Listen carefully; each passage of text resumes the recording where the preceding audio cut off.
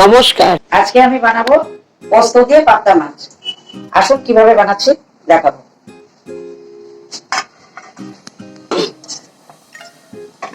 মাছের মধ্যে আমি লবণ, হলুদ আর সরষের তেল মেখে রেখেছি।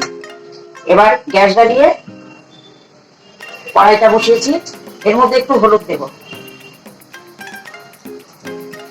তাহলে মাছটা ফুটবে কম। এগুলো আঁশ ছাড়া মাছ তো ফোটে। মাছগুলোকে আমি ভেজে নেব।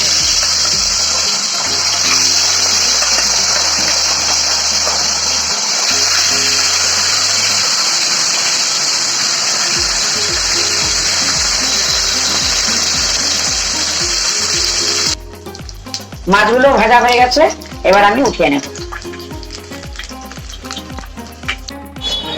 তেলের মধ্যে আমি কাঁচা লঙ্কা কটা ফোড়নে দিলাম। এবার একটু কালো জিরা দিয়ে দেবো। এবার এর মধ্যে আমি পেঁয়াজগুলো কেটে রেখেছিলাম দিয়ে ঢেলে দিলাম।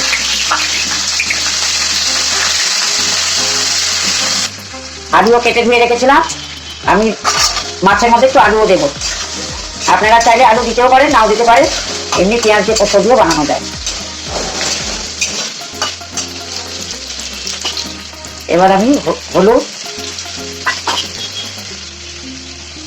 স্বাদ মতো নুন দিয়ে একটু ভালো করে আলুটাকে ভেজে নিতে হবে। তারপর আমি এর মধ্যে পোস্ত বাটা দিয়ে দেবো।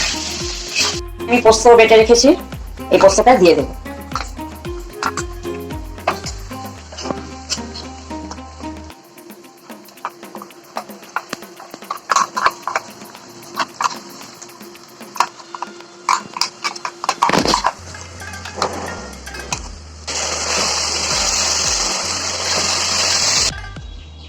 পোস্ত বাটাটা আমি দিয়ে দিয়েছি।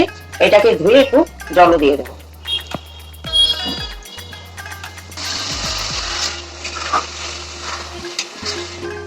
একটু জল দিয়ে দিচ্ছি। এটা ফুটে উঠলে মাছগুলো দিয়ে দেবো।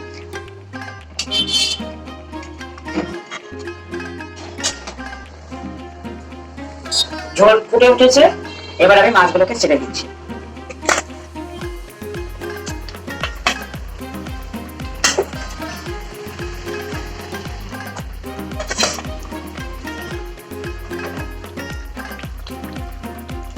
একটু ফুটে উঠলে নামিয়ে নেব।